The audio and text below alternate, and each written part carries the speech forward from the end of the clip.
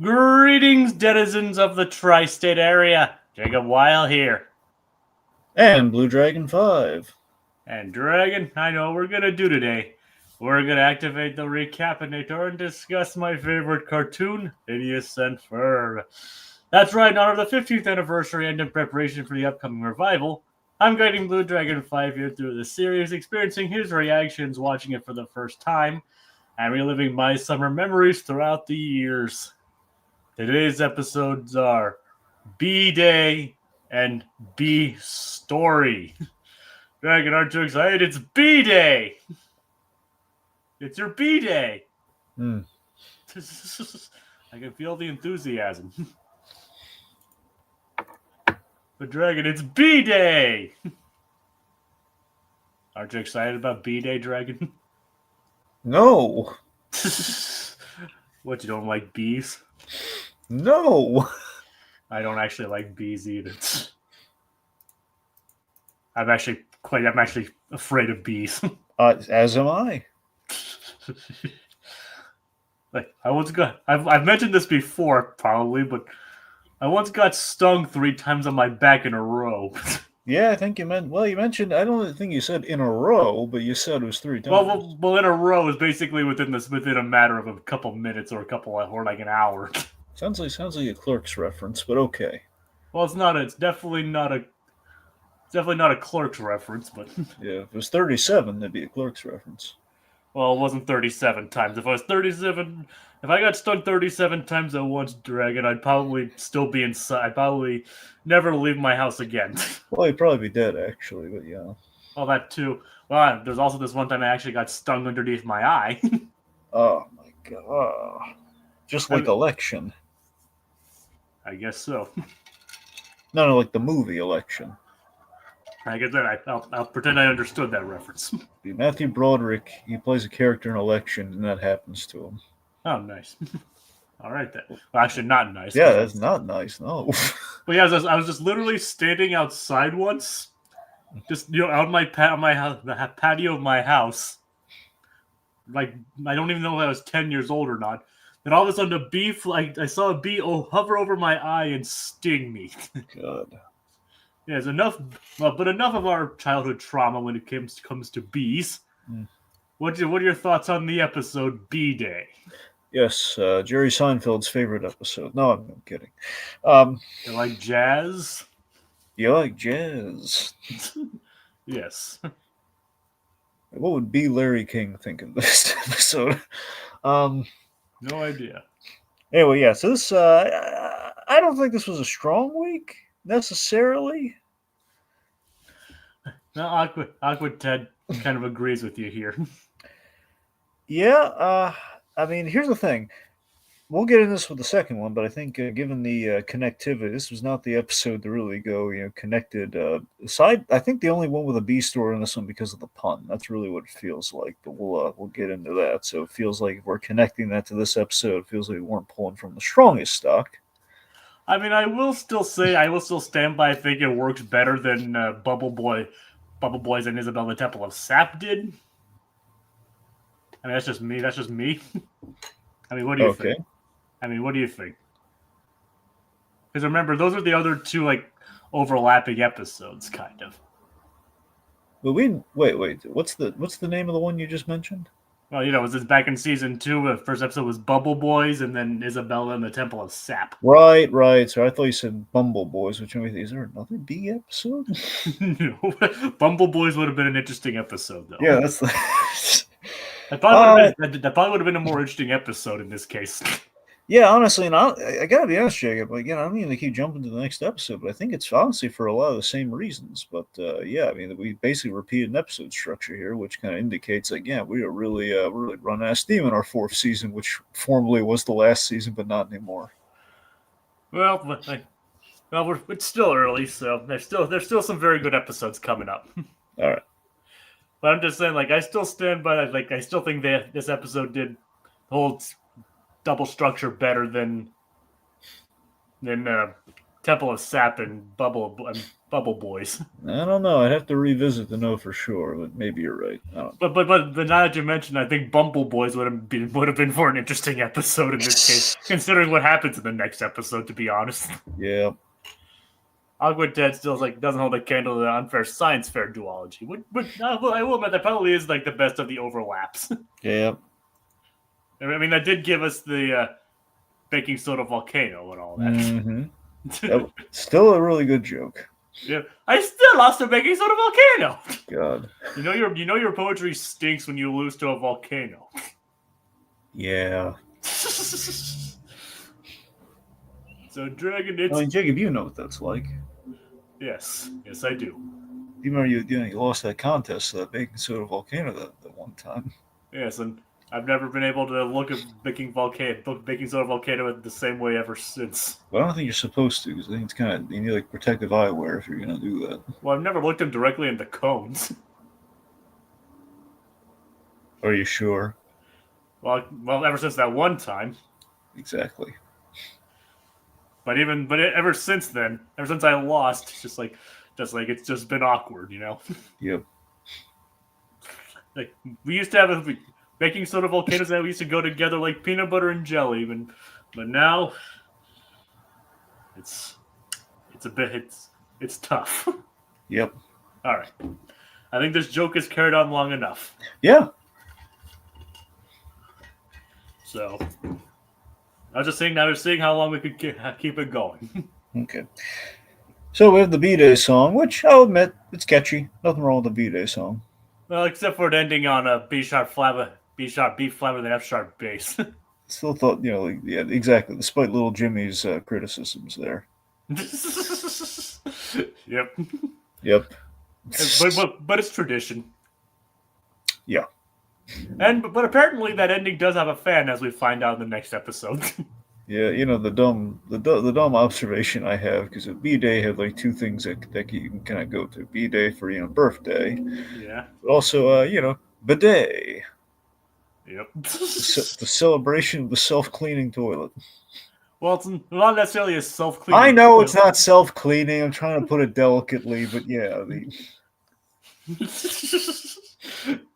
I mean, it cleans something, but yeah, it's kind of a fountain of sorts, but definitely not a drinking fountain. No. Apparently, Awkward Ted's pleased by the song. The musician is pleased at least. Well, there you go. Yeah, well, there you go. All right, so apparently B-Day is a big deal in Danville. Yeah, the French love it. No, I'm kidding. So. So people I think my family actually had at my family's house as a bidet. Your family immigrated from France, though. No, we didn't. Are you sure? Dragon, we've lived here pretty much in the same location our entire lives. Well, I know, but I'm saying before you know where your parents were.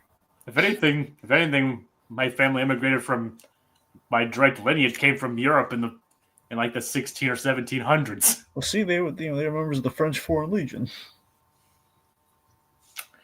Whatever makes you sleep at night, Dragon.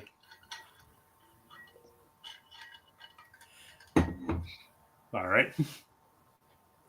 But yeah, so apparently B-Day is a big deal. The opening ceremony. Oh no, and of course leads to all kinds of bee puns. Yeah. Like very unbelievable bee puns. Yep. Do you have any puns to add, Dragon? They're beyond me. Good one. It's very beguiling, indeed. And bewildering. And bedazzling. But that's not the important part of the episode. The important part of the episode is Linda sees a kiddie pool and remembers playing with Candace in one, and reminisces. Candace, meanwhile, she's wrapped up in one of those teen personality quizzes in the magazines. Yes. So, kids, back in the day, there were these paper things. You can still see them in the grocery checkout aisle. They're called magazines. I'm hopeful that a lot of people in our audience knows what magazines are. Well, if they go to a doctor's office, maybe. I mean, there's these things like newspapers, but they're like books. Yep. And Italian Vogue is the killer of the magazines, all insects. Because Mamma Mia, that's a lot of pages. Oh yeah. I'm sure that's a reference to something I don't understand. Really? Did you ever see B movie? No, Really? no. Oh, surprising. I've seen some of the memes, but that's about it. Here's the thing: it's always memes. No one ever actually sat down to watch the movie. It's all everyone's just like, "Oh yes, V movie." The whole every time there's like a beep on it, fast forward, yada yada. It's like, come on, guys, watch the actual movie. I've never watched anything of that. All I know is like, you like jazz. Exactly. That's what I'm Yeah. saying. And I've just never really had the desire to watch B movie. Why? I don't know, just never appealed to me. Why? Because I wasn't really into Jerry Seinfeld. Okay, see, there's an actual reason. All right. I mean, and I wasn't into Jerry Seinfeld at the time, and I mean, though I appreciate his style more now, it's not a movie that I have a high desire to watch. All right. I mean, I know the basic story and all that. I think I've watched probably Nostalgia Critic's review of it, but for DreamWorksuary, but other than that, I'm not really too familiar with it. All right. So if you're gonna make any more B movie references or other B movie references, I'm not gonna catch them. Gotcha. All right. So yeah, Candace eventually discovers that she's an emo teen. Yes. So what do you make of emo Candace? Well, it's half right because she's very emotional, but not in that way. Not the emo subculture.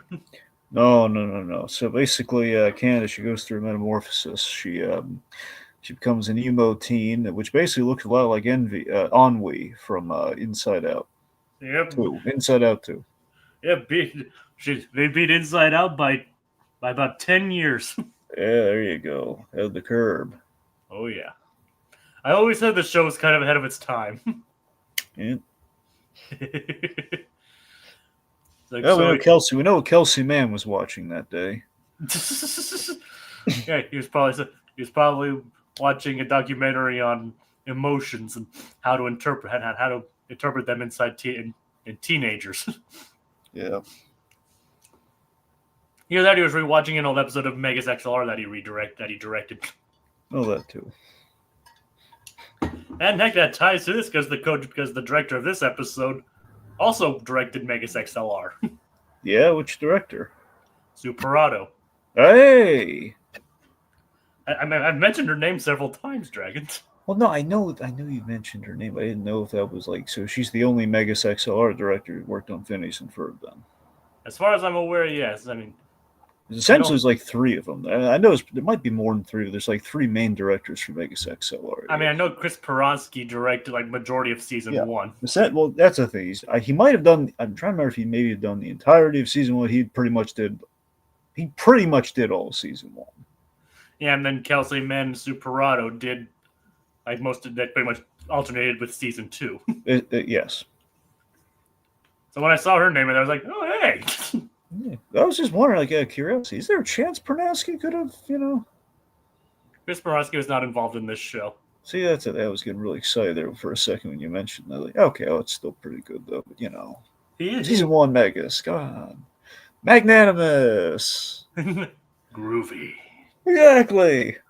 Oh, it hurts. Oh, actually, no, it doesn't hurt at all. Although Chris Poronsky is involved in that new show, Kiff. Hey. He's like one of the producers because Titmouse is like animating the series. Yep, that's it. That's a stomping ground. I haven't watched the series yet, but I hear it's okay. Okay. But anyway, so Candace becomes an emo teen.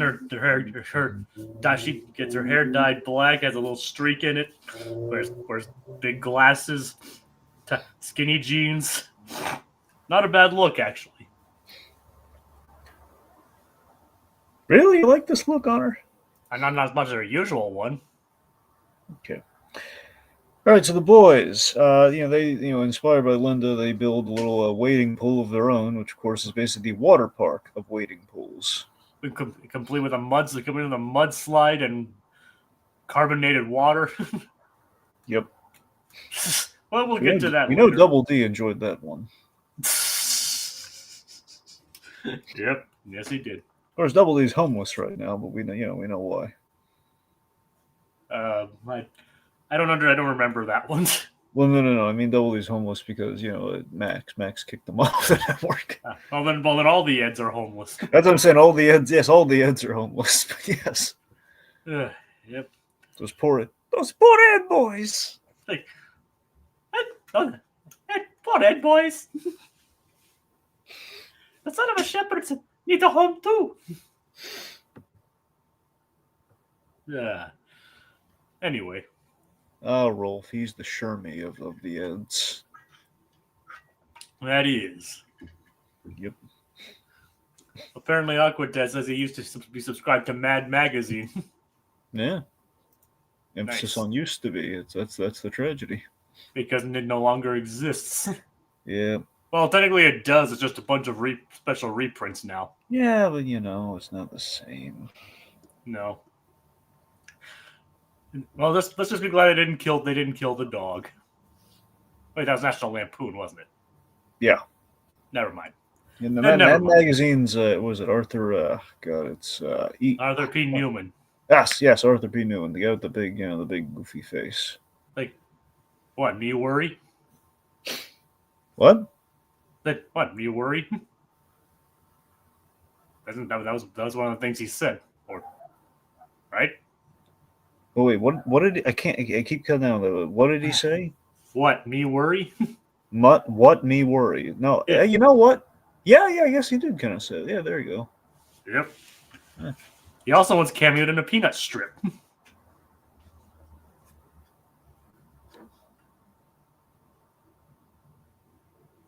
Because like Charlie Brown was walking and then his face appeared in the sun. Huh.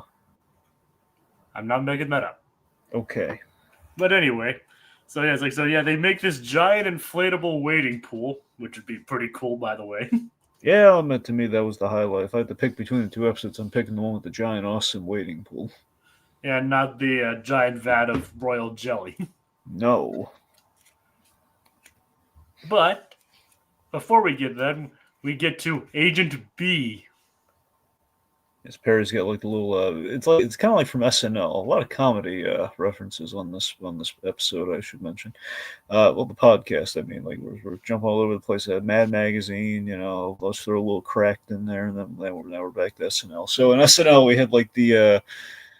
I forget if it was what the official name of the sketch was, but essentially it was like the B family. Essentially, had they always hated this one. Like John Belushi and company, they just wore these bee costumes, and they had like the little like bee antenna things, and they hated it.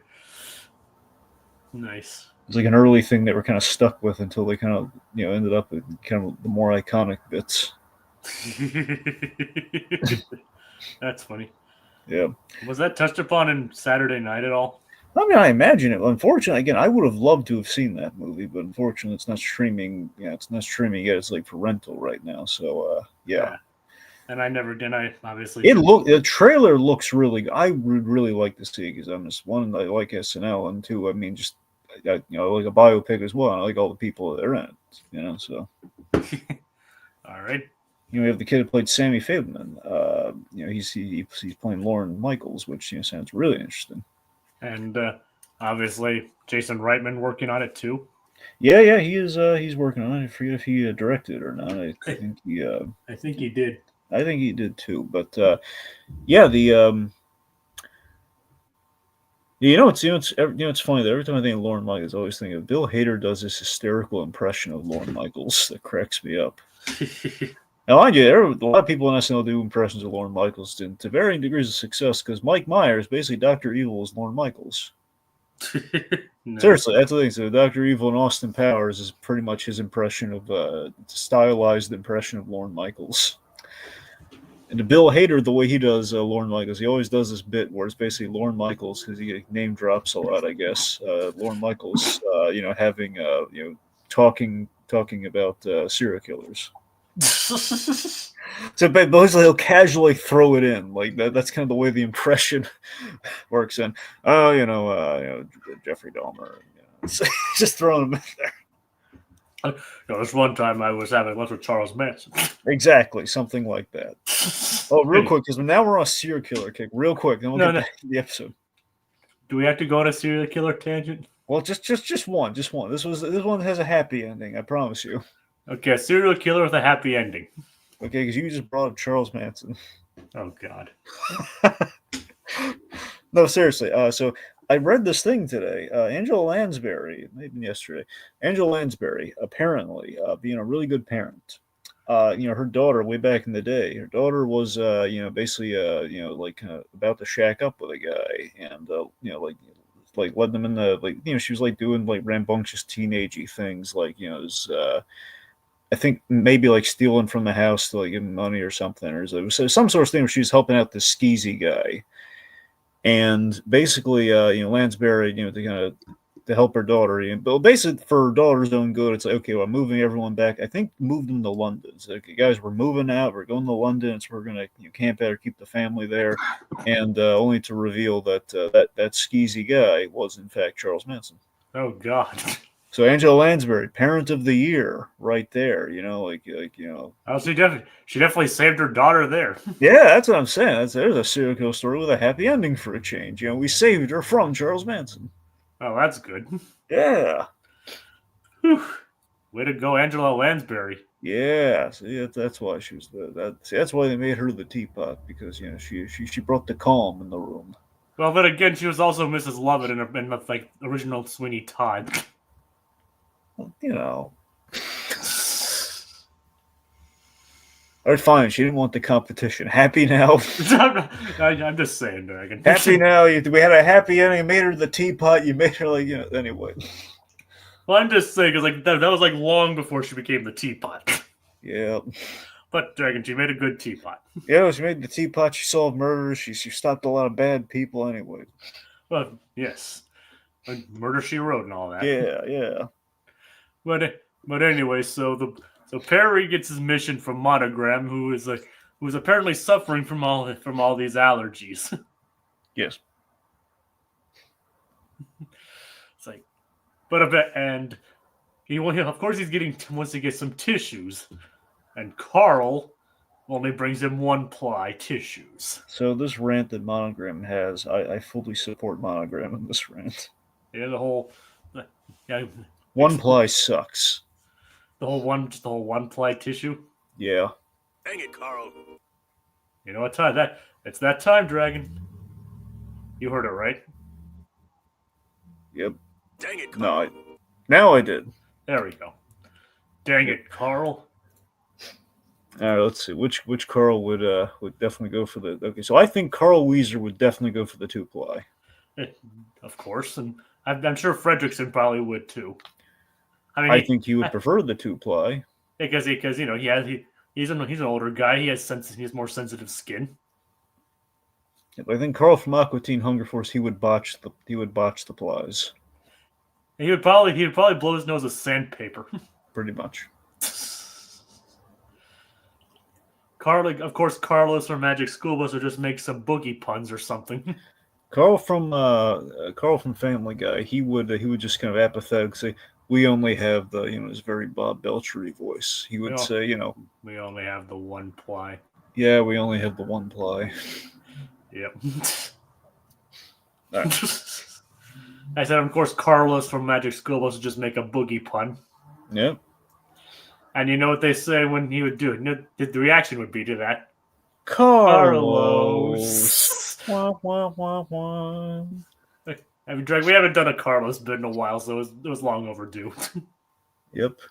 Hey guys, how do you make a tissue dance? You put a boogie in it. Ah, Carlos. Miss Frizzle had the patience of a saint. Yes, she did. What do you expect? She travels around in a Magic School Bus. Well, I mean, she's certifiable, but all the right ways, though. Yes, she's fun certifiable. Yeah. Carlson probably uses the half-ply dishes that Burns provides. That wouldn't surprise me. One ply with anything is bad, right, Dragon? Yes. Be Especially it paper towels, like the one. Well, you know, what I mean, well, actually, pretty much. Yeah, I'm not crazy about the one ply and the paper towels. paper towels, tissues, toilet paper. Yeah, especially oh god, I hate the one. The worst thing is like one ply on the toilet paper. It's the worst thing. Oh yeah. No more details then. No Yeah. more details on that one. Nope. But seriously, Carl. I mean, he says they're on a budget, but I think it could spring for a 2-ply box of tissues. Well, I don't know. Monogram just spent a lot of money on that second jet just because he didn't like what Carl was listening to on the radio. So I mean, their finances might actually be in the toilet. Yeah. For all we know, it could be. Maybe they also only have the 1-ply toilet paper too. I mean, you know, those agents are paying for their own hats. Yes. Yeah. Wouldn't surprise me, to be honest. There's like a whole thing like, where's Perry getting his money from? Because it doesn't seem like Monogram is paying him. Maybe he just gets it from the government. Well, that's the thing. The government's not paying. Maybe somebody else does the bookkeeping for OWs for Alka. I think Perry stole that hat. I think he just outright stole it, and the government's not prosecuting us. Yeah, we're too cheap to buy it for him. So yeah, just let them get away with it. You know, we don't care. Amnesty for the thieving animal. And he has to have a hat because he's a secret agent. Well, of course. Of course, he has to have a hat. So. But how else are we gonna know, Jacob? Wake up and smell the roses, buddy. How else are we gonna know he's a secret agent if he doesn't have a secret agent hat? Come on! That's exactly what I just said. I know, it's exactly what you just said. Look at Secret Squirrel. If he took the hat off, you know what he'd be? Just a squirrel! Like, what? Danger Mouse doesn't have a hat, though. That doesn't count. Why? Because he's British? Yes. And British spies don't need to wear hats? Well, no. All right. That's the exception. I wasn't aware of these rules. This is what happens when you miss the seminar. Oh, I missed one day. Yes, and it was an important day. That's why we had all the reminders on your calendar. I was like, I missed one day about hat protocol. Yes, Jacob. Yes, hat protocol matters. All right. But speaking of hats, and by speaking, I mean have nothing to do with hats at all. The Fireside girls visit Phineas and Ferb's backyard. Yep. And like I said, that has nothing to do with hats, except for the fact that Isabella has a beret. That's back to hats. Yes. So see, I made that work. Yep. I made that very forced transition work. Yeah. But what happens next, Dragon? Then. Well, she tells Phineas that they're in need of a badge. The window's closing. There are no bees, and what they need to do. I guess maybe they get into specifics of that in the B plot. But let's just say the main thing is like she needs to borrow. Yes, B plot. She needs to borrow the sorbet machine that turns people into flies. And didn't I mention there'd be more continuity this season? You did mention there's going to be more continuity. You did not mention there's going to be more continuity with the sorbet machine. I did mention that it would be used a bit more, right? The sorbet machine? I think I could have sworn I mentioned that. I don't know if you said the sorbet machine. Maybe you said like the machine, but I don't know. Maybe I may have thought you meant an inator. But yep, the sorbet machine makes a comeback. Yep. Like, anyway, so while Isabel's asking for this, she drifts off. She goes on a little trip to Phineas Land. Yes, to Phineas Land, the Shangri-La for all prepubescent girls. Well, at least this prepubescent girl. Yes. Well, no. Here's the thing. No. It's for all the prepubescent girls, but only the rest of them are really kind of blasé about it. She loves it. Yeah. All the girls are going to Phineas Land. Yeah, but they're like, some of them are unimpressive. Why is his nose so pointy? Why does he have like the weird dead stares? Like look at him. But Isabella, It's like he's pointing at me because he loves me. and Dragon, she has another fantasy about him this time. Yes, it's Fabio. As you coined her. Yep. At See, least kids, that's Fabio right there. Why are you looking at it? You can thank my associate. Dragon, yeah, it was probably the most memorable image from these 2 episodes. Pretty much, yeah. I mean, besides for other reasons, the other memorable image was Poofenplotz with a larval butt. And obviously, I wasn't going to go with that for an hour. No, we're not that kind of podcast. No.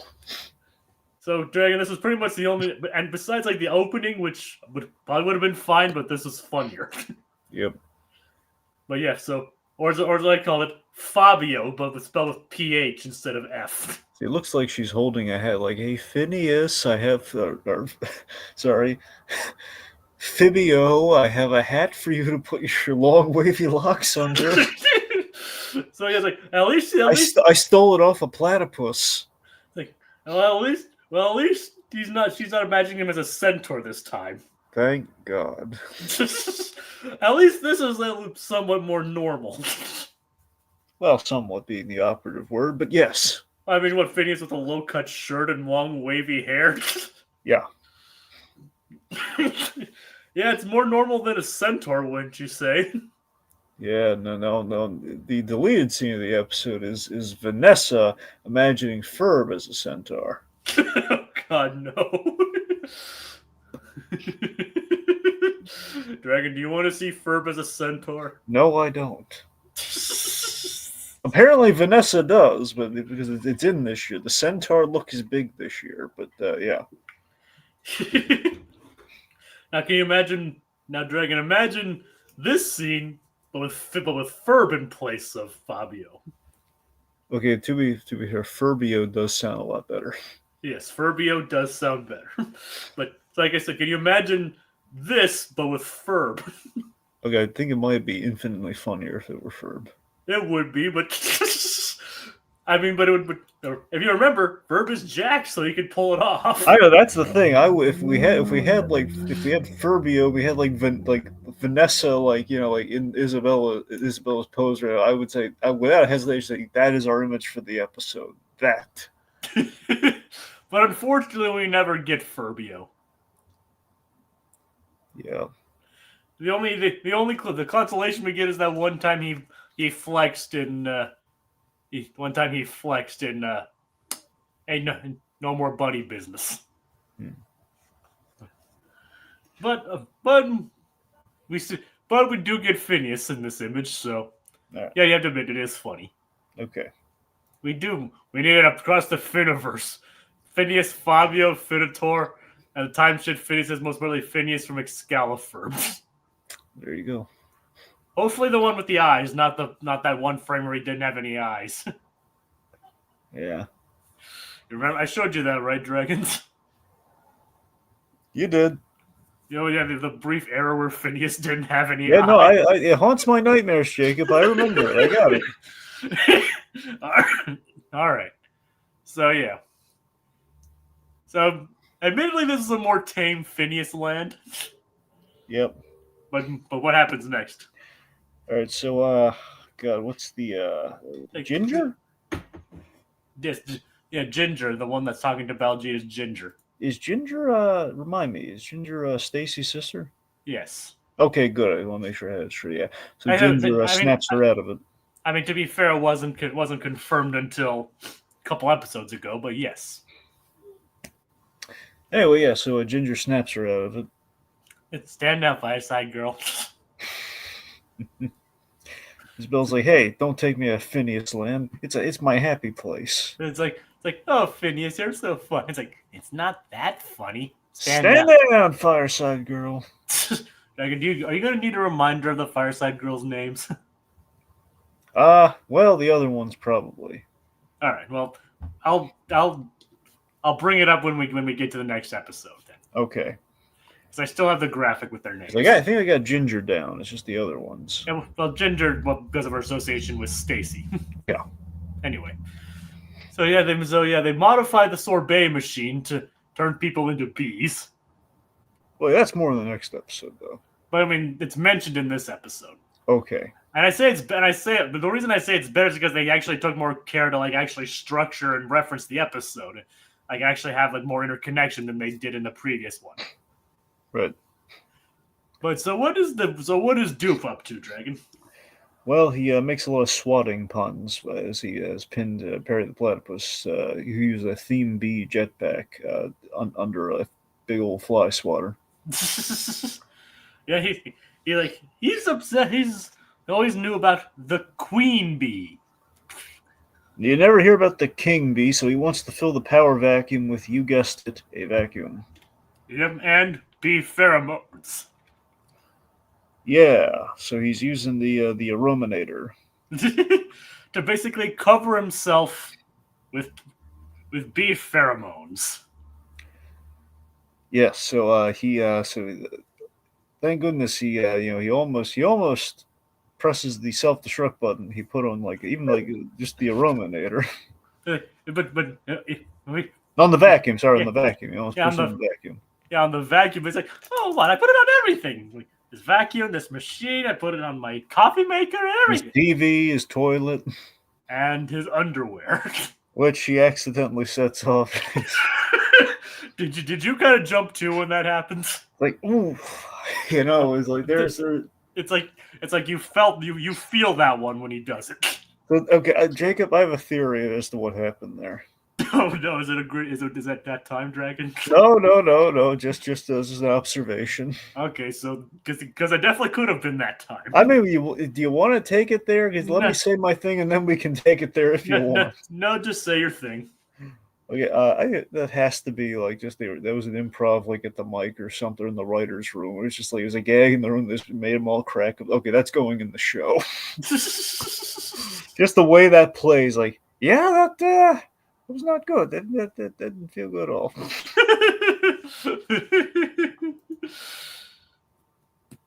The evolution of comedy, tangible humor. Yep. It's like, Dragon, as I asked you on Skype a moment earlier, you also winced when he activated the self-destruct underwear. Yeah, I did. It's like, if you're a guy, you definitely felt that when he did it. You never, guys. For any ladies watching, guys, let me inform you something. You never want your underwear to self-destruct. It's just not good. I mean, it'd be bad for girls too, but. Well, no, I'm just saying, there are married women out there or something. I don't know, someone in the relationship or something. It's if your loved one had a self-destruct button on their underwear, don't press it. Or just better yet, don't buy your significant other self-destruct underwear. I mean, they could just have it, It could just be if you're doing plus you're doing laundry or something by happenstance or picking something up. It's oh god, I hit the button. But what if it blows up inside the washing machine? Well, that's what I'm saying. It's just that it's a bad idea. It's a bad product, so you definitely don't buy it. But if you did, just beware the self-destruct button. Beware. Yes, Jacob.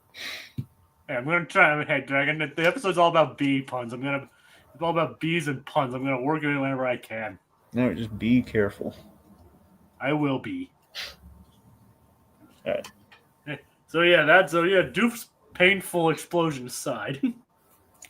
Yep. He's in rehab now. Yep.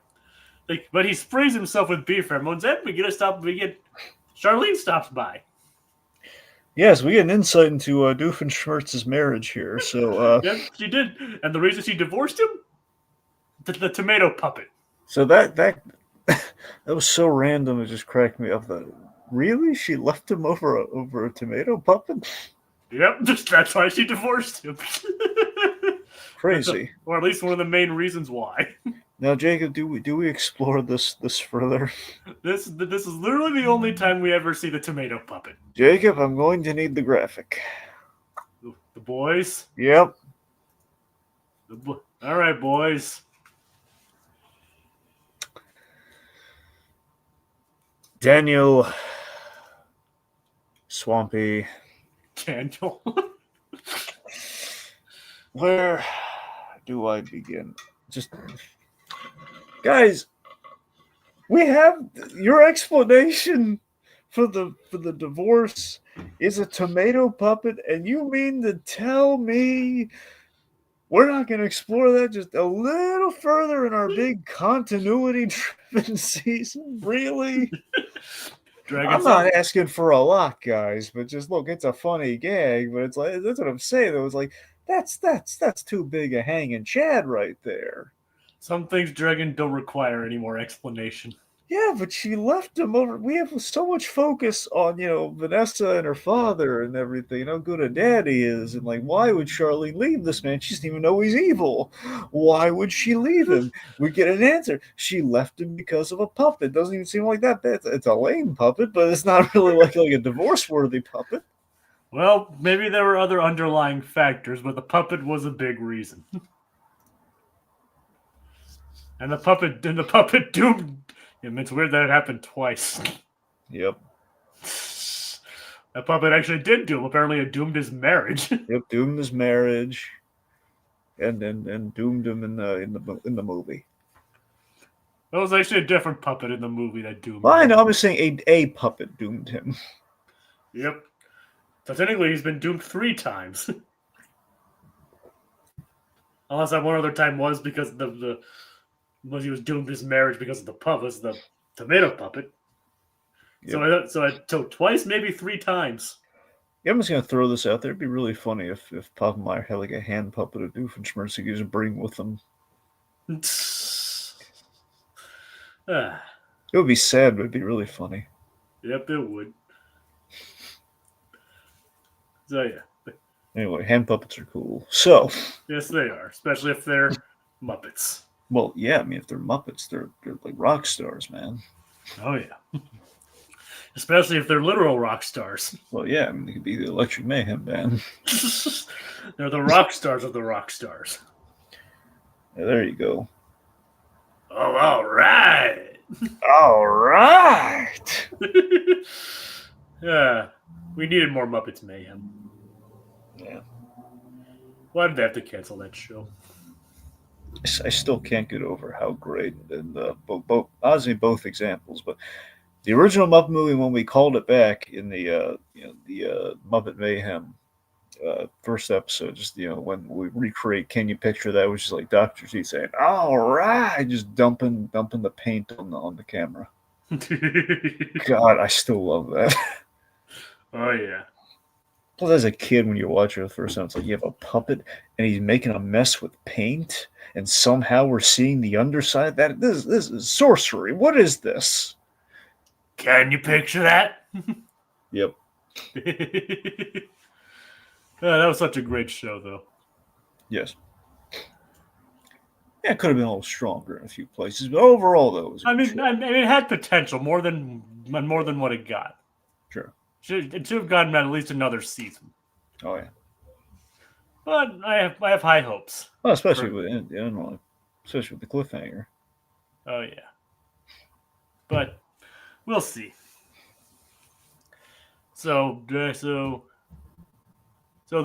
boys, Phineas wants to wait to try the waiting pool, but Buford's like, I promised I wait Isabella. So Buford has an amazingly accurate Phineas impression. Now, Jake, you think, well, I don't want to hurt your feelings, okay? But I think Buford's gunning for your job. I mean, that's a really like on brand impression. I mean, I know your I know your Gromit impression is beyond reproach, but I don't know. Buford's gunning for you, buddy. Yeah, you might want to look out. I mean, expect to see him in the casting couch sometime, like in the waiting room with you. I don't think. Dragon. He can't come close to my Gromit, the level of my Gromit. I don't know. I mean, did you hear how like flawless? I mean, Vincent Marcello is like he's in trouble. Martella, but yeah. Or Martello, yes, Vincent Martello. He's I don't know. He might be out of the job soon. If he wants too much money for another season, I mean, I think they have their guy. Have Buford. well, yeah. I mean, you get full double duty. Not the guy who voiced him, but just Buford himself. Well, that's what I'm saying. Yeah, I mean it's all meta, but that's how they do it. They paid the cartoon characters. They don't have to actually pay the guy. Yep.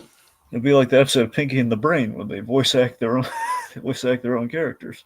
Oh god. Oh god. Yeah. Anyway, so again, Buford do an impression, possibly even better than Gromit. It's like Dragon. Nobody can reach. He can't reach my level of Gromit. I don't know. That's some awfully big talk. I mean, Dragon, I've been actually been working on my Gromit impression recently. Okay, fine. You know what? Prove it, Jacob. Prove it. Okay, I'm going to give you the floor here. Rock him with your best Gromit. Especially since I just got off of working on Vengeance Most Foul. Yeah. Well, we'll see if you still got it. You ready? Ready. You know what? I take it back. That's pretty good. See what I tell you. No, yeah, you're right. I mean, I don't. I mean, Buford. I know Buford's trying though. I mean, I'd still be on the lookout for him, but he's that's some stiff competition there. I mean, that is the best Gromit impression I've ever heard in my life. I mean, it's so good. It practically is. It practically is Gromit. I mean, Yep. So anyway. But Aquatad's fanning himself right now. Because again, like that's he's crackers for it. Crackers. He literally just said he's crackers about the Gromit impression. Like there you go. Yep. It's like, yep. I've been. My hardware. Unfortunately, Aardman didn't bring me on fully. I was just the understudy. See, if Jacob ever went to England, he'd be a chick magnet.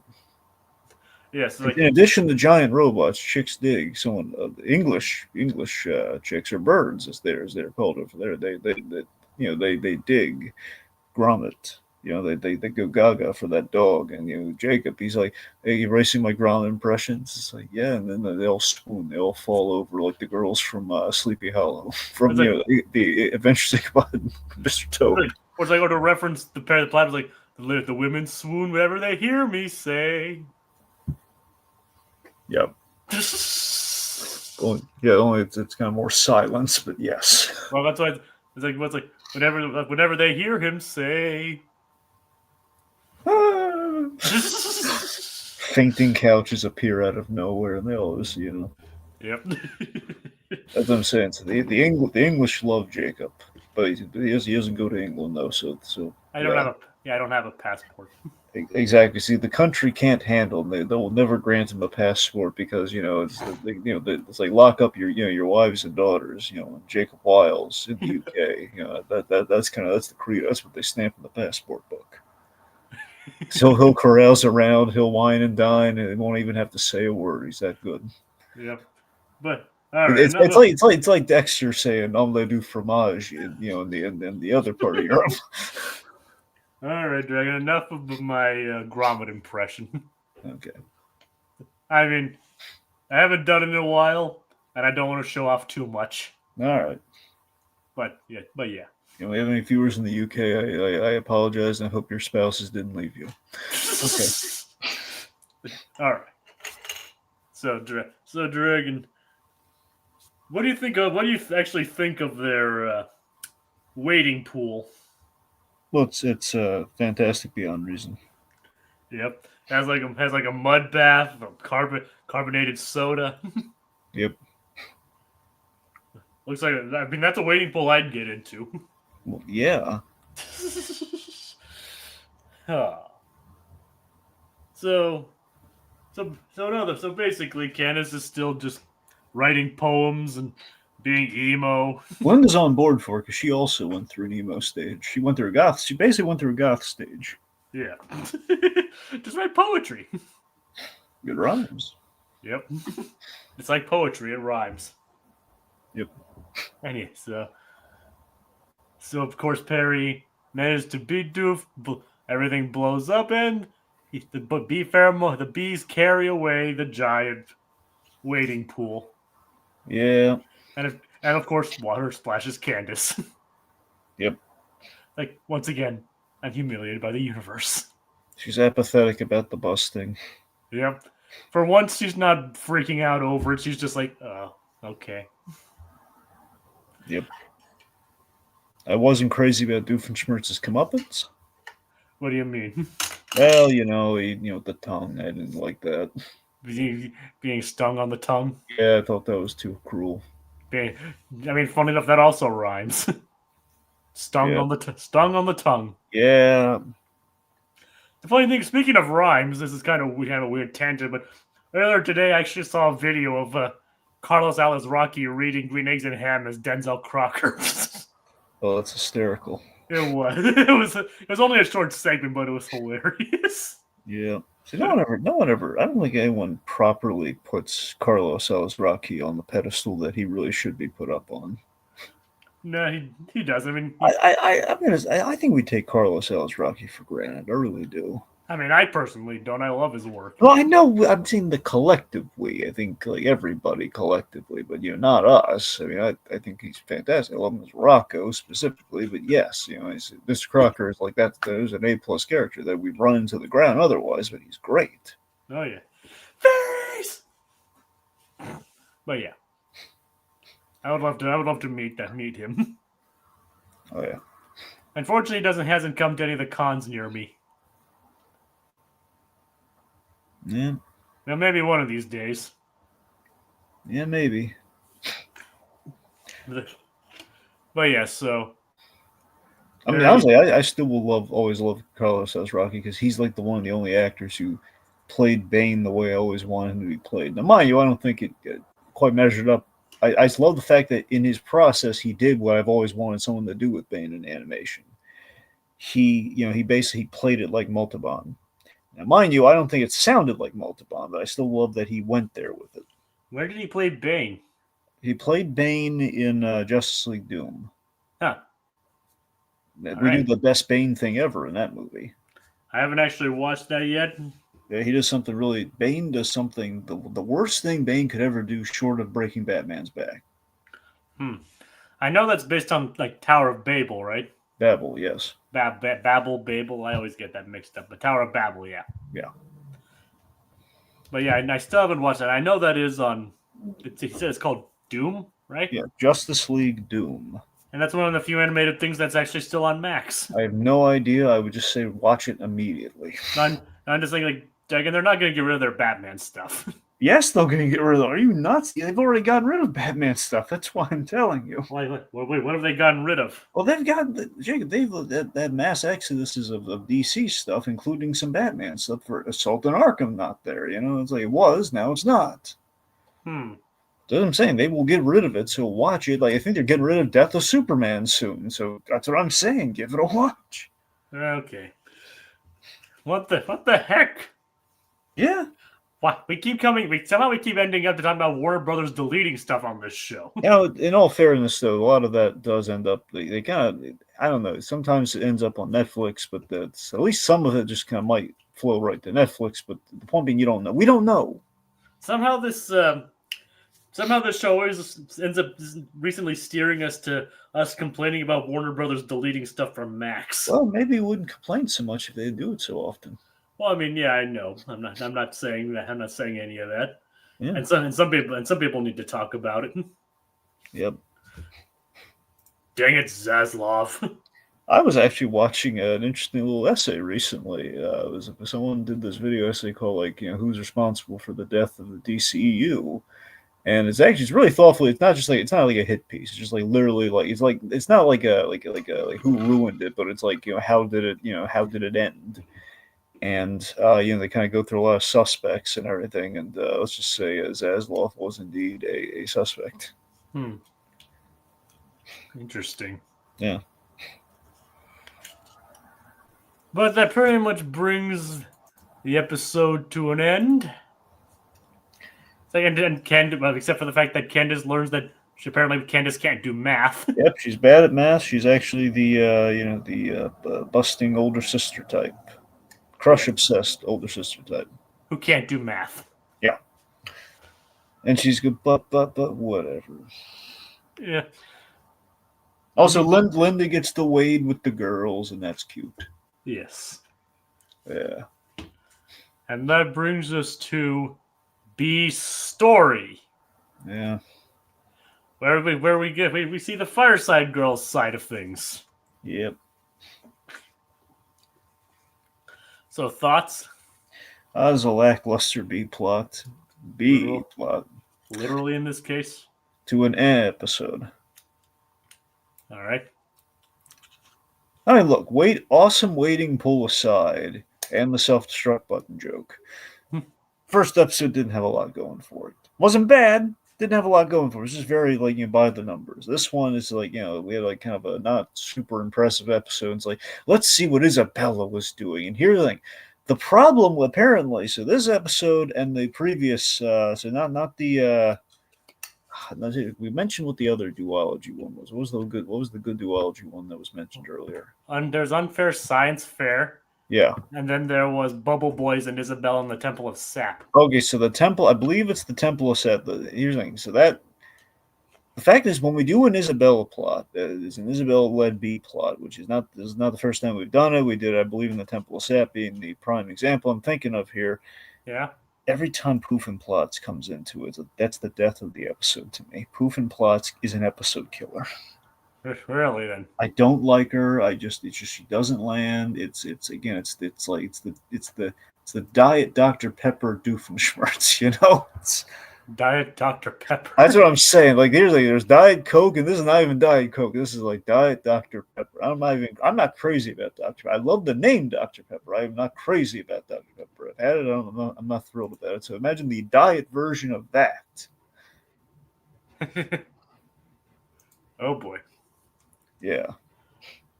See, Tiki would say Diet Shasta Cola, but I'm just like, it's the off-brand. You know, it's not good. Oh yeah. I've had it up to here. Every time she shows up, I'm checked out. Well, this is literally only her second appearance. Well, tell she had a cameo and elsewhere too, but yeah. So yeah. Yeah. So anyway. Yeah. So I wasn't feeling this one mainly for the Poofenplotz of it all. Well, anyway, there's a Dr. Shasta to Doof's Dr. Pepper, and I love Dr. Pepper. I respect Dr. Pepper. I just don't like the taste of it, but I respect it. I don't like the taste either. I love the name Dr. Pepper, though. It's a great branding name. It is. So I think Dr. Strange should drink Dr. Pepper. Mr. It's Doctor. Mr. Doctor. Mr. Doctor. It's strange. Well, it's unusual for sure. Who am I to judge? Yep. That's a whole who's on first gag. Love it. Anyway.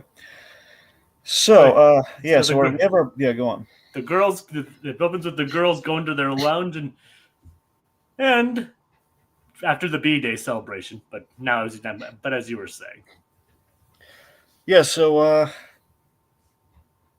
we have like the plot crossover. Again, look, I will measure up with what Jacob's saying, where again the crossover appeal of like, okay, so we're seeing what's going on on the other side of the story for the parts that we did not see. Like it's tempting, but you need a really good episode to justify. Man, I wonder what they're up to. In this case, I don't know. I don't need to know desperately. And when I found out, I was better off not knowing, actually. I was better off just Isabel shows up at the end. They all go in the waiting pool. That's a happy-go-lucky ending. Maybe they wanted some sorbet. But, now it's a whole thing. It's a whole journey. Yep. So then there's a whole bunch of other stuff. And it's a really weird. Okay, so the point being, they use the sorbet machine. They turn themselves into bees so they can find out where the bees have gone, because Isabel's in a panic. We will not get our badge. The 2 strikes and they're out. Yeah. And apparently Katie's a big fan of the song. Yep. Not Jimmy. Jimmy had notes. Yes. Do you need a refresher on the names, Dragon? Who's the glutton for punishment again? You mean the one that kept getting hit in the Biodome episode? Yeah, her. Or the Weather Dome, whatever it's called. Mm-hmm. Addison. Right. Oh, great. There's the chart. Okay. Yep. I'm glad we still have that. Okay, so Ginger got her. Addison, yep, good. Addison's the glutton for punishment. Is Gretchen the one that likes Buford, or is that Millie?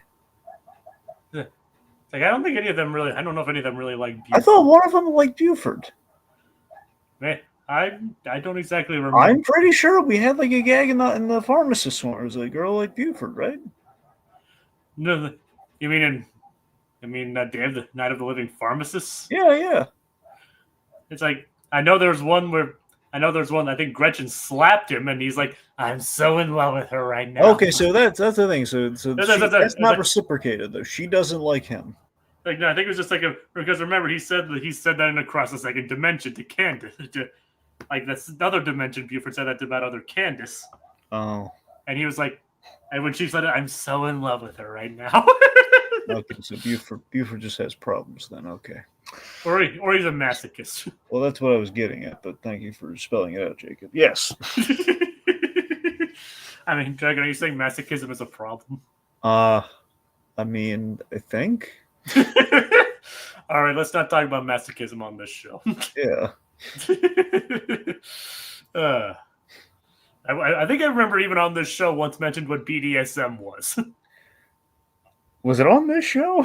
It might have been. Yeah, that's the thing. Well, we've talked about it. I don't know if we talked about it like on this show.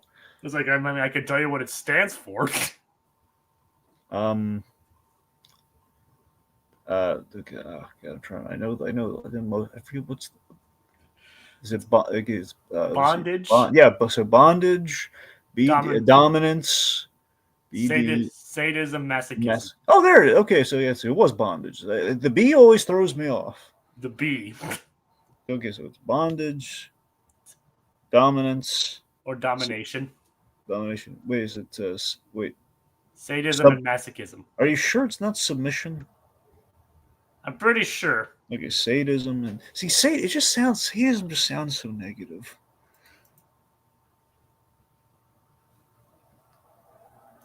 Because I think if I have it right, this is where we break down the ABCs of BDSM, kids. So, bondage. Apparently, according to Google Dictionary, bondage, discipline, or domination, sadism, and masochism. Huh, so it really is sadism. Okay, it's full-on sadism. Well, that's the thing. Sadism, I want to say, if memory serves, so it's... Are we really going to go into sadism on the BDSM? I mean, I guess so. You brought it up. Well, like I said, when we talked about, you said Buford had problems, so technically you brought it up. I wanted to leave it there. He had problems. You said, is masochism really a problem? Let's discuss further. I didn't say let's discuss it further. You implied it. You then brought up the whole BDSM thing, and now here we are. Poor Aquadad has to sit through it. Well, look at it. He likes it.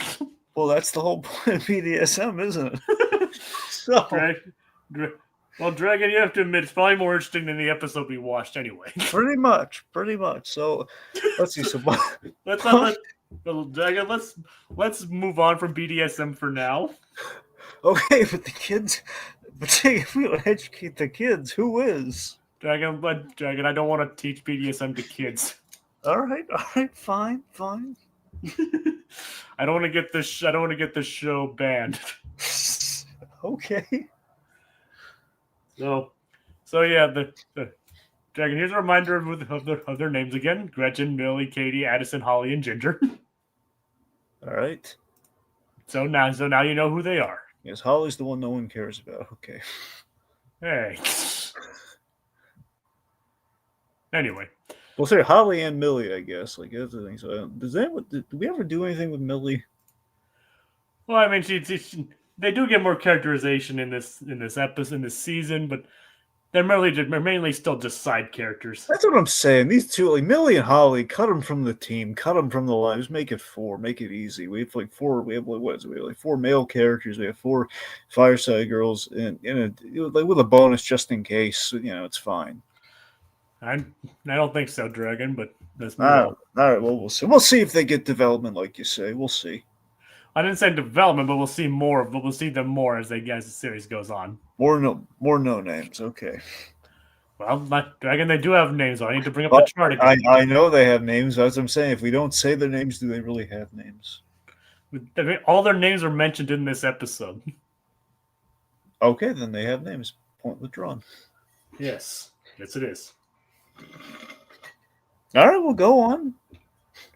All right, so yeah, they're going to they have to find the bees and convince Phineas and Ferb to reconfigure the sorbet machine to turn them into bees. And Ginger's talking to Baljeet about when he's talking to her about dance patterns with bees. Yep. Like, she actually finds it interesting, and Baljeet wanted to continue talking to her, but poor Bal. Yeah, you feel bad for Baljeet when she seemingly disappears. Yes, later seasons Baljeet, I do feel bad for him here. Someone needs to account for the Irving clause. They're going to be 5 as long as Irving is there. Yeah, there you go. As long as animated Jacob's there. Yes. All right. You'll be surprised what becomes of Irving in the future. See, in addition to being a world-class Gromit impersonator, Jacob also doubles as the live-action reference for Irving. So, Dragon, you'll be surprised. I mentioned there's an episode that takes place in the future. Yeah. Like where we see the characters grown up. Yeah. You'll be surprised what Irving's doing. He's going to be podcasting about Phineas and Ferb, isn't he? Well, no. But you'll see. Would be really haunting if that's actually. I would say retroactive. We could have used that as like a main image. We could have Irving. But no, he's not. He's not podcasting. But his job does involve computers. Okay. Then that's all I'll say about that. All right. Don't tell me. I won't. So yeah. So meanwhile, Pinky goes to speaking of Pinky and Poofenplotz. And my least favorite part of the episode starts. Pinky the Chihuahua goes to his leader, Admiral Acronym. Yep, and this is the first time we see Carla, isn't it? Yep. Okay. Do you know what time it is, Jacob? Gritty reboot time. Yep, it's Gritty reboot time.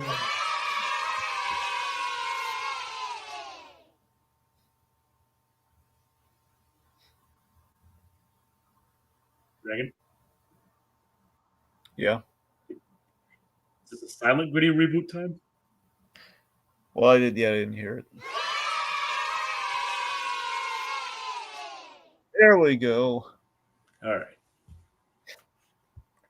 Anyway, so Carl's pulling double duty. That is Carl and Drag. Really, Dragon? Again, Carl's not earning any money over at Alka, but here, what do we call this organization? There's just another branch of Alka. It's still Alka. Okay, guys, want to make sure it's but yeah. So here's the thing: Monogram is not paying him, but Acronym is Acronym's paying.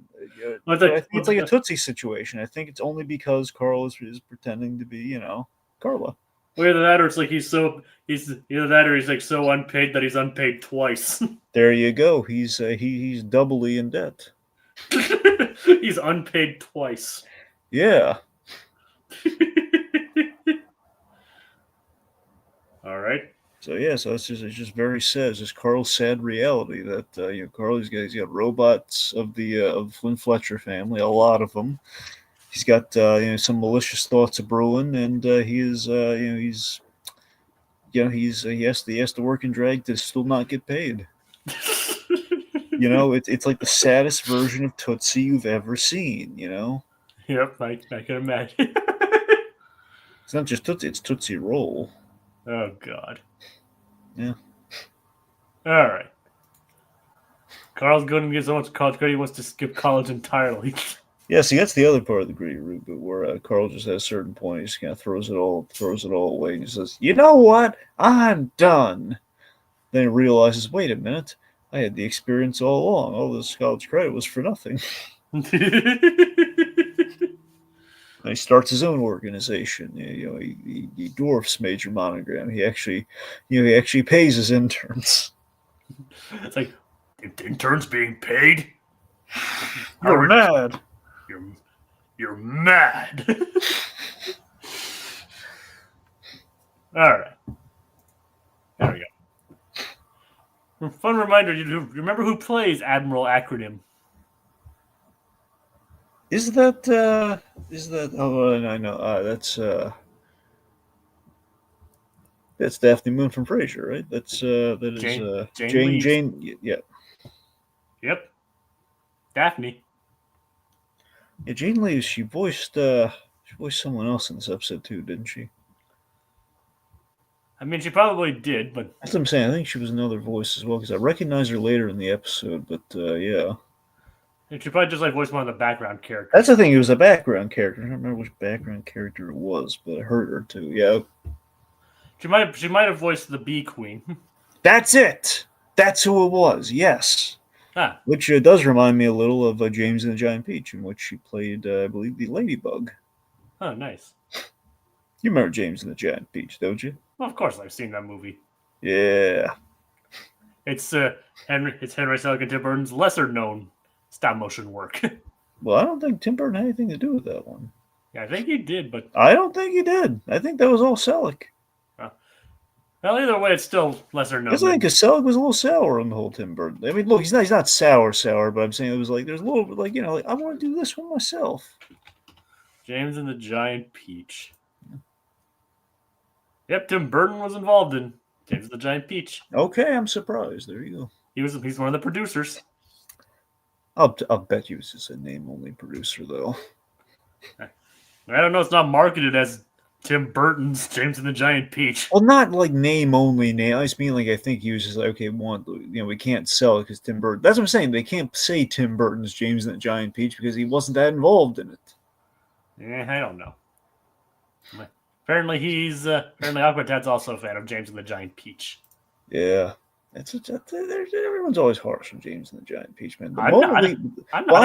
I like James and the Giant Peach. Yes. I'm saying that some people we get this moment where it's like, so let me put it this way. I feel it doesn't get the love it deserves, and when people do look at it, they look at it like maybe in a non-pleasant light in terms like compare this to the other Henry Selick stop motion stuff. Like, he has to start somewhere. This is still really quality. This is some quality stuff we're getting. Honestly, the moment we go stop motion, things get really good in that movie. I mean, he went from Nightmare Before Christmas to James and the Giant Peach. Yeah. So yeah, that's what I'm saying. Obviously, there's a difference there, but it's still pretty solid. Yep. And again, the weirdness, it's Roald Dahl. Yep. I love Roald Dahl's works. Matilda's like one of my favorites, though. Yeah. I've read the book. I read the book Matilda, and seen them. I haven't seen the musical though. Now, Roald Dahl apparently is really hard to work with, though. But yeah, I have not seen the musical version of Matilda though. Anyway, have you seen that one? No, I haven't.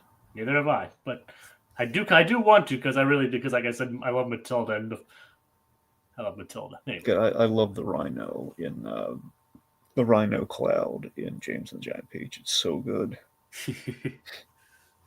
And fun fact, Jennifer Hale voiced Carla. Hey. Yep. It's a hailstorm up in here, man. Yeah. Another talented voice actress. Yeah. News. She's so talented. In another news, fire is hot. Well, yeah. Anyway. So yeah. So apparently Poofenplotz is doing something and it's up to Pinky to stop her. Yeah. And she's trying to get in. Turns out she's trying to get into L.O.V.E.M.U.F.F.I.N. Yeah, and apparently Doofenshmirtz rejected her. Yep. It says it on the letter. It says signed sincerely, Heinz Doofenshmirtz. Yep, apparently he can decide who gets into L.O.V.E.M.U.F.F.I.N and who doesn't. I think he's absolutely right in rejecting her, by the way. Yep. That he is. Yeah, so her stupid plan. Tell her what her stupid plan is. Well, her plan is also kind of inspired by bees. Her plan is like she's talking about, and this time it actually is inspired by the queen bee. And her goal is to eat a bunch of royal jelly, which will transform her into this big queen of the world. Potentially with the side effect of having a giant larval butt. So, oh boy. Okay, so first of all, not evil because you're just eating a bunch of, just a bunch of like, what is it? Royal jelly. Royal jelly. You're just eating a bunch of royal jelly, which it's not really a crime. She could just, I guess she's not buying it, so I guess it's kind of theft. Yeah. I guess she's stealing. She's going to like the vats. That's about it. That's again, she's just kind of cheap, but Yeah. But yeah, so she's and just the fact the idea is like she's going to grow, and she thinks it's going to make her grow in size instead of just grow morbidly obese. Yep. So yeah, this is a terrible plan, and I don't like it. Yeah, and also I could have done without the image of her larval. Yeah, now that's gonna haunt my nightmares. I mean, already I don't like bees, but like I don't like this character, and just fusing them together. This is not getting good for me.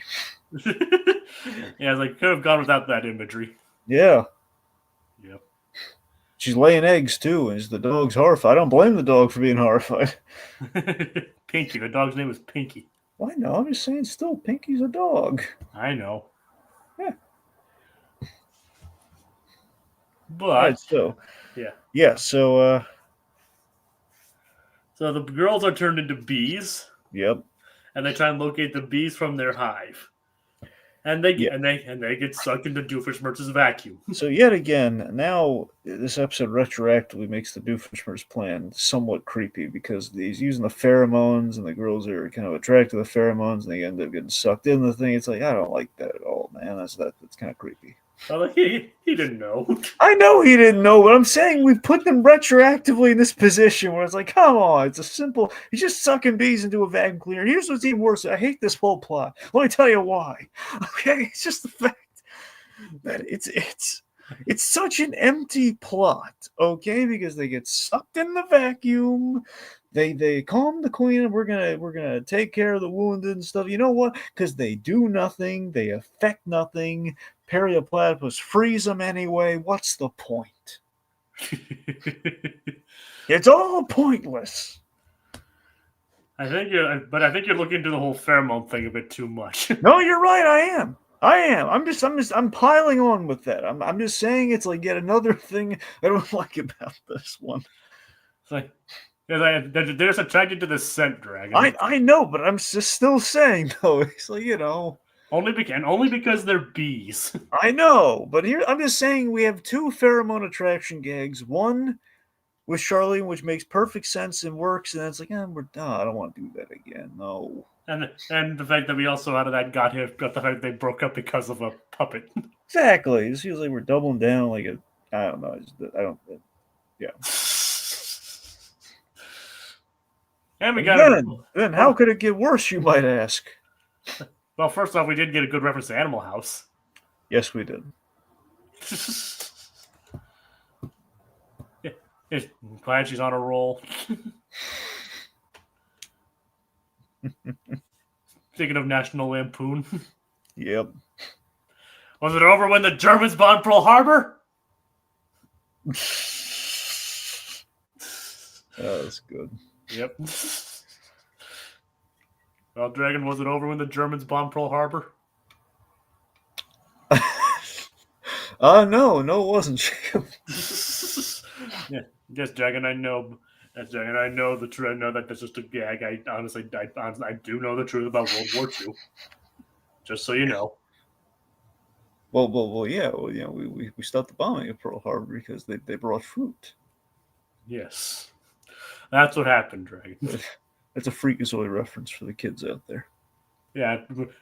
And the one where he goes back in time and all that. Yep, he goes back in time to see the Hula Girls. But yeah, he stops the Japanese from buying Pearl Harbor because they brought grapes. Yes. Oh God. See, wouldn't it be nice if just grapes prevented all war? It would be, but unfortunately, we don't live in that world. Yeah.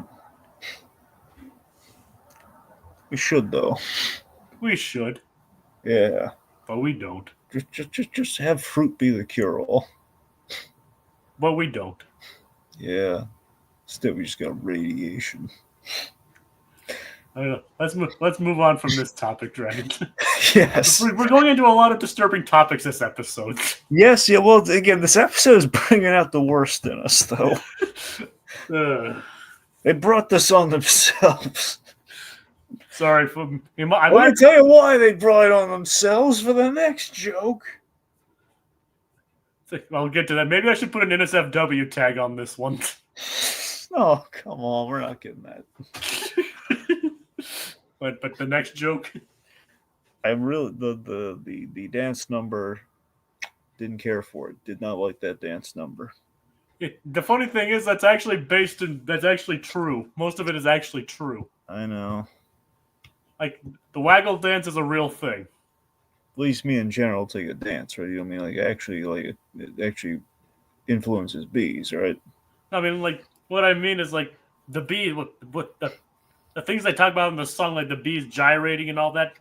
That's actually based in scientific fact. Oh, well, I thought you meant the lyric. I thought you meant like the actual. If you do this dance, bees will follow. That was like. I believe that part is probably just cartoon logic. Yeah, I would hope.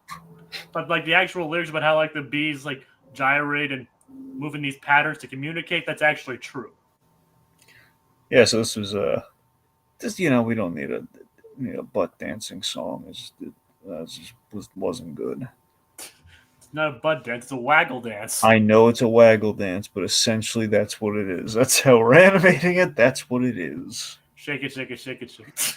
Yeah, I just have to say, like, here's the thing: if we're gonna do a song like that, it should be James Brown's "Get Up Off of That Thing." Oh, God. That's what it should be. I'm mostly citing robots on that. I've had robots on the brain recently. That's the main go-to with that, James Brown's what? The "Get Up Off of That Thing." I've never seen robots. Well, it's not just from robots. It's a James Brown song that they happen to use in robots. Well, I've still never seen robots. Well, have you ever heard any James Brown music? I've heard James Brown's music. Yes. I think it's either "Get Up." I think it's called "Get Up Off of That Thing," but it might be "Shake It." Well, the whole lyric goes "Get up off of that thing, shake it till it feels better." That's what the full lyric is. I think it's just what it's called. I haven't heard that song. Okay, you never saw the Chadwick Boseman James Brown biopic? No, it's really good. I know it's good. Get on up. Yeah, get on up. I've only listened to a couple of James Brown songs. Okay. Of course, I Feel Good and all that. Yeah. So, yeah.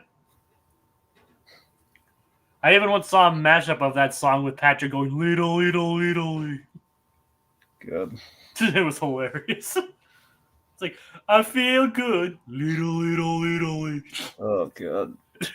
It goes along with the horn really well. Yeah, anyway, my point being, Robots ends with that James Brown song. Ends rather well. All right. Still never seen it though. I understand that part of it. So again, B movie, the robots. I know you haven't. I'm just saying it. I was providing context that was on my mind. I know. I'm just saying. That's another movie that we've talking about extensively that I haven't watched today. Okay. I'm 0 for 2 on your movie references. Yes. Actually, 0 for 3 if you count Get On Up. Yes. Anyway, let's just bring it into it. Okay, so we link up with the episode. I don't like the song. You're not a fan of Waggle Dance? No, I'm not a fan of Waggle Dance. I think it's silly. Well, like I said, it's actually based in real science. I know it's based on real science. I always do it with the song lyrics. I get it. What's your problem with the song though? It's pretty catchy. I don't think it's catchy at all. I mean, I do, but the first song was catchy. Yeah, but this one has a nice rhythm though. I don't think so. All right, I'm just wondering if you have a specific problem with it. I don't like it. Okay. I'm just trying to get to the bottom of it. Well, I think the song gets to the bottom of it. Okay. Okay. Well, yeah. So yeah, Dragon doesn't like the waggle dance, but they get the bees to the hive and safe and sound. Yep. Poofenplotz finds the jelly and gets trapped in it. Getting pointless. Just anyway. And she even, when she was like, this is basically a plane built on faulty logic, wasn't it? Yep. It's the writer. That's writer for we've given up. Or writer and Wolf Dragon is more like the writers are like acknowledging, like, yeah, this character is stupid. Yes. and doesn't think and didn't think things through. Yep. Not necessarily a sign of bad writing. Well, I don't know. It just feels like why bother at that point, though. It feels like, yeah, we. I mean, think about all the times they've done it with Doof. Well, with Doof, it was still funny though. With Doof, at least if it was a self-acknowledgement, at least it made us laugh, and I don't know, it was entertaining. This was like, why bother? This is like, I want my Poofenplotz money back. Wait. All right. So we have established that Dragon did not really like this episode. No! Mainly because of the Poofenplotz stuff. So many things that like this episode, but mainly her, yes. So he didn't like. So basically, the two knocks against us are the Poofenplotz and the Waggle Dance. I don't like the waggle dance. I like the Poofenplotz. Again, I don't like the bee thing. Honestly, just overall, Because you just don't like bees. Exactly. Because I don't like that one's on me. That one's not an objective point. I don't like these. All right. Does Poofenplotz appear again after this episode? Does she? No. As far as I'm aware, no, she does not. Okay. At least not in any major capacity. I wonder why. Because they wanted to focus on Doof. Yes. But we do get to see the other members of L.O.V.E.M.U.F.F.I.N, so there is that. Oh, that's good. We get to see like more Dr. Diminutive, more Rodney. Nothing wrong with those guys. No.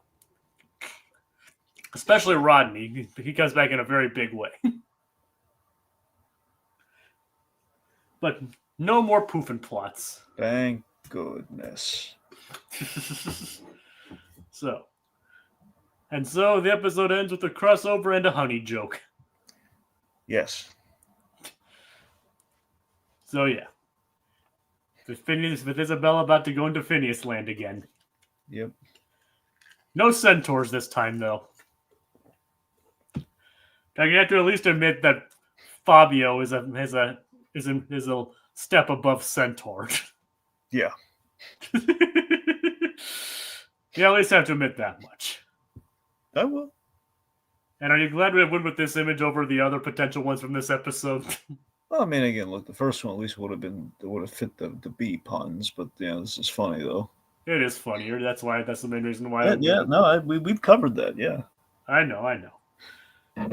But that was definitely an interesting discussion. It went in places I definitely didn't expect.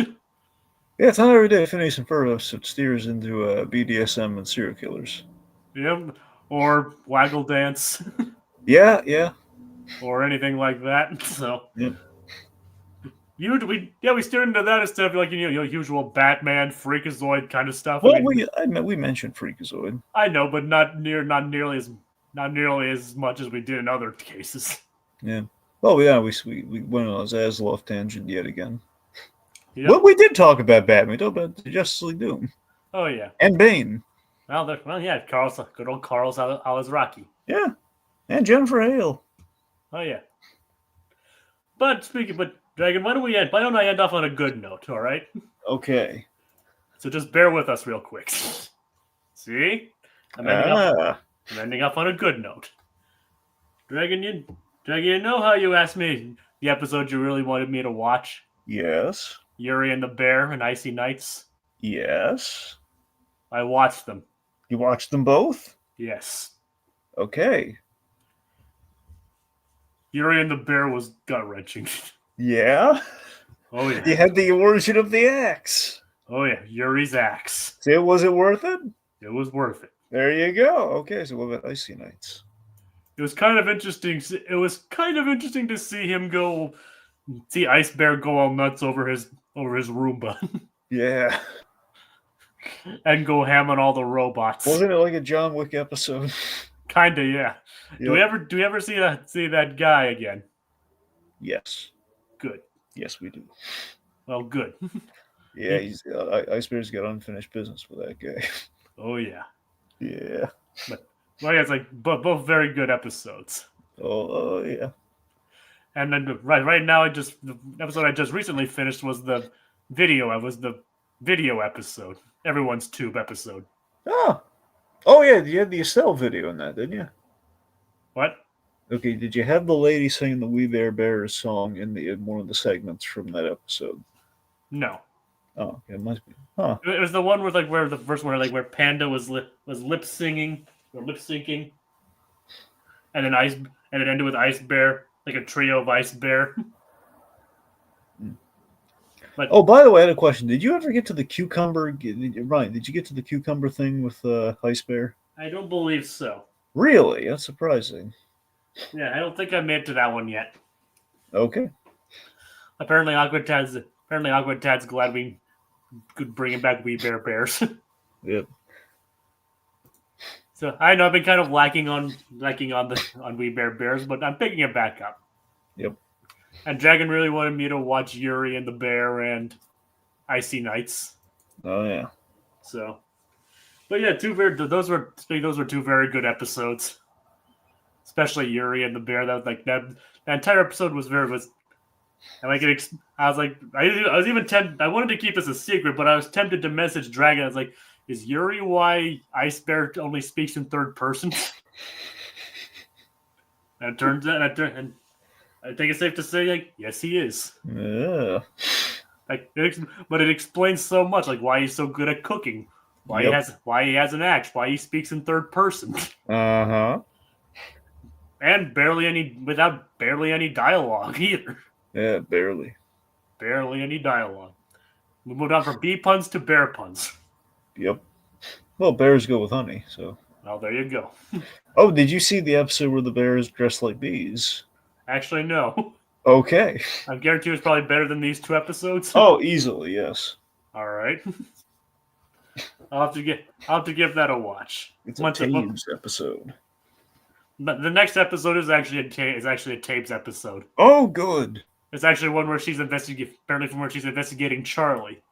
Oh yeah. So I'm looking forward to that one. Ranger Taves, best character in the show. Well, second Ice Bear. Second Ice Bear, best character in the show. Well, Ice Bear is the best character. I know, that's what I mean. Ice Bear is, of course, is the best character. I think you dare say Ice Bear's not best character? I would never say that. Well, good. You would hurt Ice Bear's feelings. All right. Now I'll try and watch more, so I have more to discuss next week with Bear for that. Yep. So I figured after all of that stuff and interesting directions this episode went, I figured I'd end off with the Bears. There you go. So see it all, and again, as Dragon pointed out, on Bears like honey. Yep. So there we go. So join us next week for another episode that's entirely focused on the Beast story, as Perry goes to Canada. Ooh. In a two-parter. Good night, everyone.